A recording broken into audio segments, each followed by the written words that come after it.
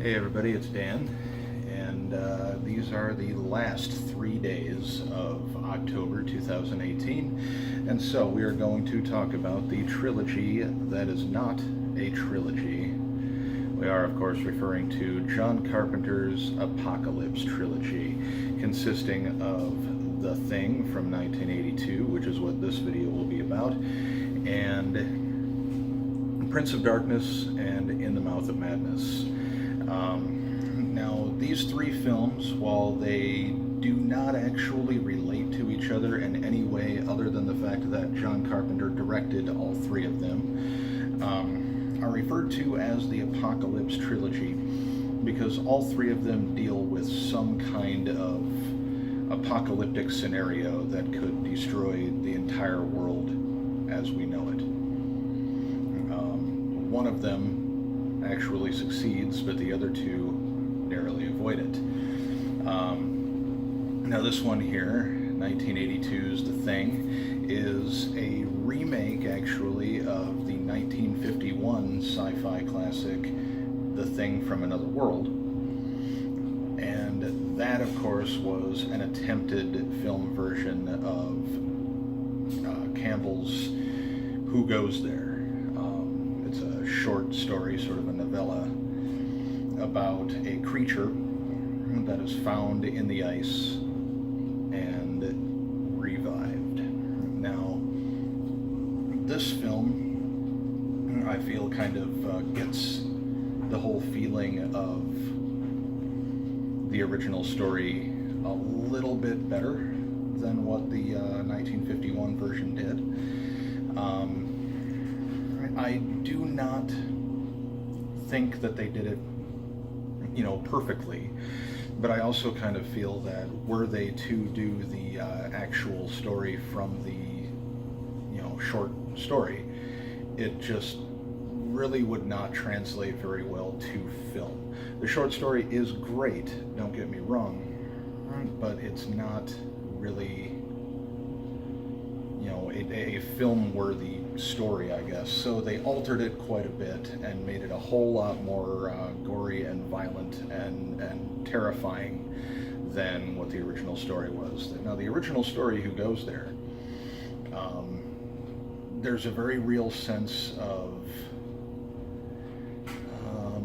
paranoia, and the characters never really know who each other are. And whether or not one of them is infected with the thing.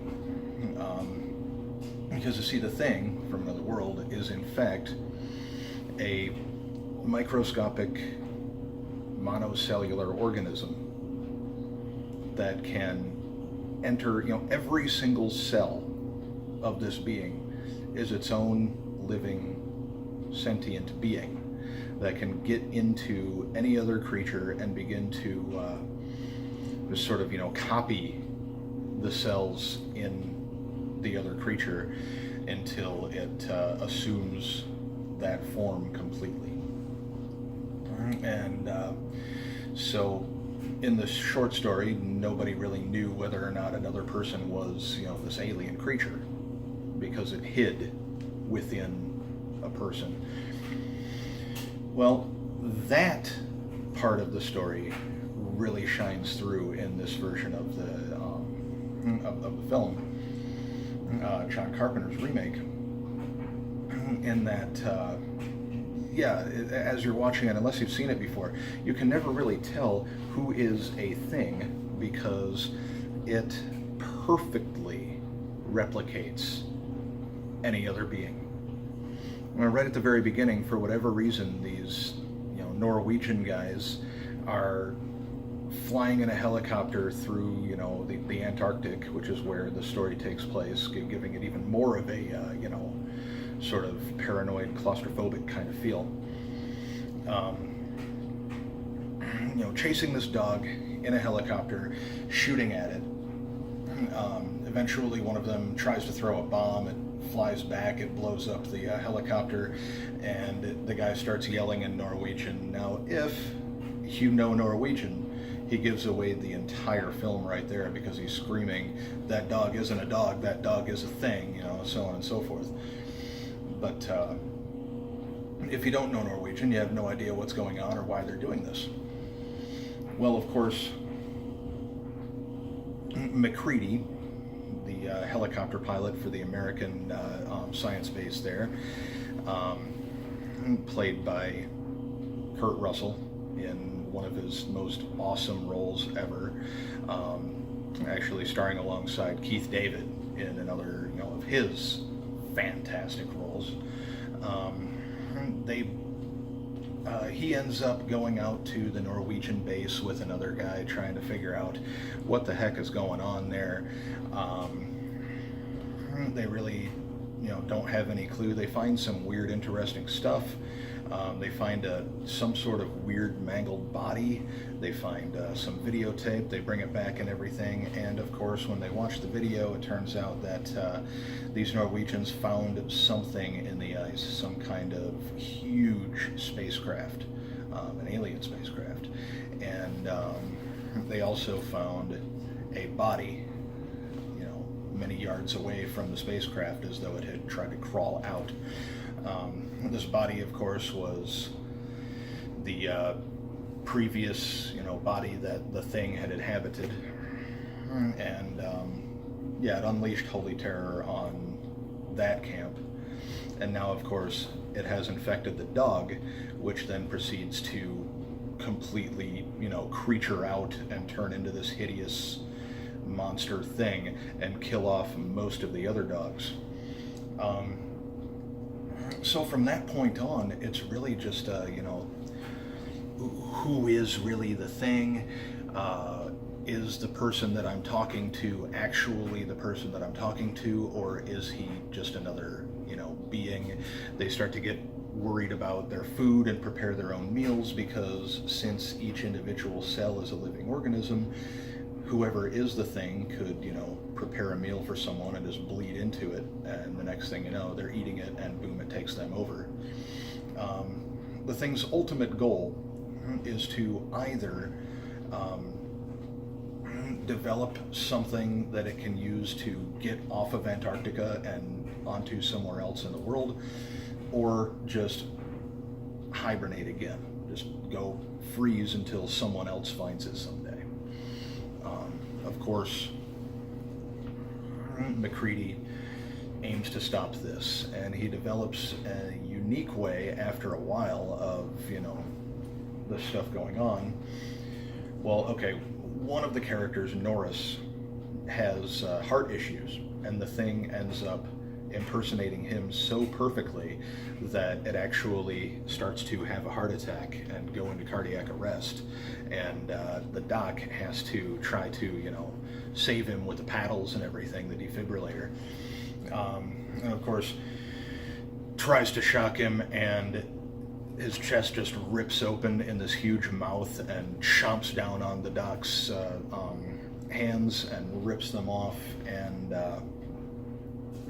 this being just comes out of the chest and starts freaking out. As they start to burn that, Norris's head rips itself off, grows some kind of spider legs and antenna eyes out of its neck, and starts to crawl upside down out of the room in a scene that terrified me when I was a kid. I mean, I had nightmares about this spider head, and to this day I am afraid of spiders because of this frickin' movie.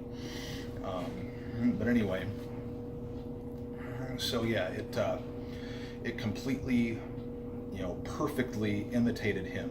And McCready gets the idea each individual part of this creature is its own living organism, because, the head tried to escape and all that.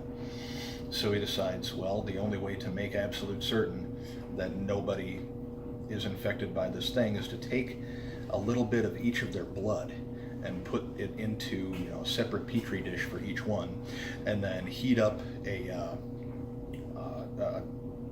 hot wire, and then stick the wire into the blood, and theoretically, if the blood is the blood of a thing, it will fear that and try to escape it. So of course he does this for a few people, and Nothing happens, and then finally he does it to one of the other guys, and it just jumps up in like one of the greatest jump scares of all time. Truly brilliant. And of course, the guy who was a thing, the guy whose blood that was, begins to, freak out and turn into a thing. His head just splits open into this big gaping maw, kills another guy. I mean, as far as special effects go, this film is really by far the greatest practical effect film of all time.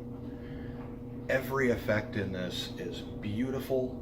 They mostly look real. There's a couple points where things don't exactly move like a living organism would. I mean, you can kind of tell, for example, looking back and watching it now that I'm not a child, I can tell that the spider head thing is obviously on wheels, being remote controlled somehow. And it's just sort of like flopping around, so it's not really walking. But I mean, it looks convincing enough for the time. It was fantastic. Yeah, so all of these people turn into creatures, and ultimately it ends with one of the guys. They put him in a separate room, separate building in their science facility, which, now that I think about it, I'm not really sure what they are trying to investigate in the Arctic. I mean, there's a bunch of drunks and drug addicts for the most part that are doing all this stuff, and they never seem to do any actual science. So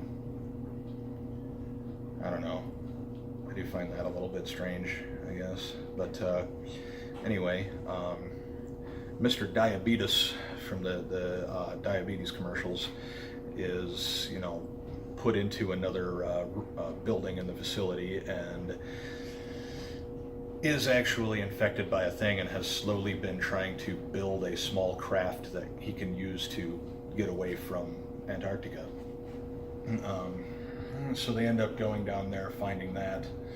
There's a great scene where he turns into a thing, and that thing really kind of like incorporates several other versions of the thing that we have seen previously. One, like a dog-like creature rips out of its stomach, and there's all sorts of really crazy, creepy things. When I was a kid, I used to think it was a T-Rex with a dog sticking out of its stomach. I don't know. I was not too bright. Well, I mean, I was smart, but I was looking at the thing, and just, when you're a kid, you can't really tell. So, yeah. And I was always fascinated by dinosaurs as a kid, so T-Rex, yeah, why not? So anyway, they eventually destroy this thing, and ultimately it comes down to the only two people left alive are MacReady, Kurt Russell, and Keith David's character. And they're just kind of sitting there next to each other, not really sure whether or not the other one is a thing. But by this point, they've blown up the entire facility, so it's, getting really hot, and it's too hot for the thing to, successfully, burrow into the ground and freeze itself for a while longer. And that's really the only thing that they're counting on. Now, we know, because we've followed MacReady, we're relatively certain, him being the main character, that he is not a thing. But we don't know if Keith David is. And there's a whole lot of interesting theories out there about whether or not, Keith David and or Kurt Russell was a thing. But personally, I think that if one of them was, then at that point, when neither one of them is armed, they're both at their weakest, the other one would have struck. So I don't think that either one of them was actually a thing. That's just my personal opinion. Other people say that, the drink that they share at the end is actually gasoline, not whiskey, that MacReady poured into the bottle, unbeknownst to everyone, and he just drinks some of it knowing that it's going to kill him, but he just wants to see if it'll kill, like, it just wants to see if there's any kind of reaction from Keith David's character, and there's not. So he kind of chuckles because he knows that Keith David is a thing. I don't believe that theory. I like to believe that neither one of them is a thing, but there's a lot of different convincing theories out there saying that one or both of them could be a thing. But hey, what's you guys' theory on that if you've seen it before? Leave that in the comments below. Like, subscribe, all that stuff. And we will be back tomorrow with Prince of Darkness. All right.